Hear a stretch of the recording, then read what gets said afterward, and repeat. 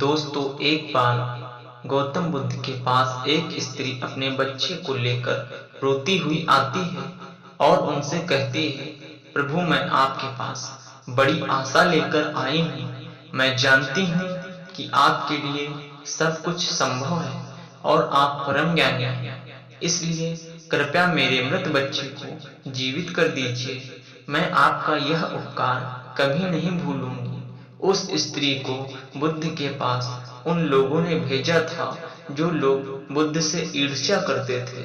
उनका उद्देश्य ये था कि बुद्ध सभी की नजरों में गिर जाएं। उस स्त्री ने पुत्र की मृत्यु वास्तव में हुई थी, परंतु वह नहीं जानती थी कि उसका और उसके मृत पुत्र का इस्तेमाल बुद्ध को नीचा दिखाने के लिए किया जा रहा है। उसे तो बस ये बताया गया था कि बुद्ध सच में उसके पुत्र को जीवित कर सकते हैं।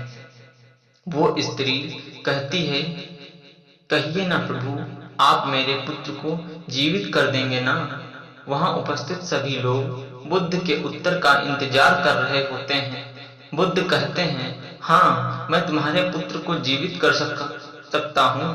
बुद्ध की ये बात सुन वहां उपस्थित सभी लोग बहुत चौंकते हैं और वह स्त्री बहुत प्रसन्न होती है। फिर बुद्ध कहते हैं कि परंतु हमें एक कार्य करना होगा।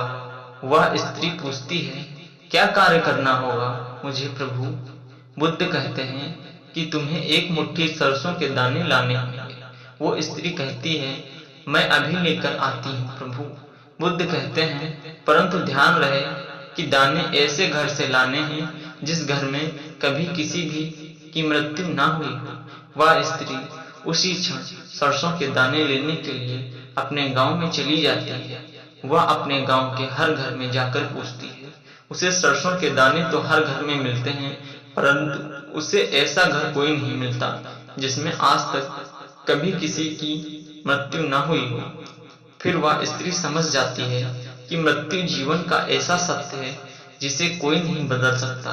वह स्त्री बुद्ध के पास जाती है और कहती है, मैं इस बात को कहीं न कहीं जानती तो थी, परंतु स्वीकारना नहीं चाहती थी।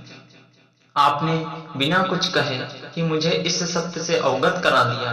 बुद्ध कहते हैं, जो जन्मा है उसकी मृत्यु निश्चित है और यही प्रकृति का नियम है। चाहे कोई व्यक्ति कितना ही सुंदर क्यों न हो, या कुरूप हो, या बूढ़ा हो, या जवान हो, लेकिन फिर भी मृत्यु सभी को आनी है। बुद्ध कहते हैं, ये संसार जिसे हम यथार्थ मानते हैं, यह दुख और पीड़ा का क्षणभंगुर खेल है। इसलिए जो जन्मा है उसकी मृत्यु निश्चित है। दोस्तों, यह कहानी आपको कैसी लगी और इस कहानी से आपको क्या सीखने को मिला, यह हमें नीचे कमेंट बॉक्स में जरूर बताएं और साथ ही यह कहानी अपने दोस्तों के साथ अवश्य शेयर करें और हमारे YouTube चैनल को जरूर से जरूर सब्सक्राइब करें। धन्यवाद।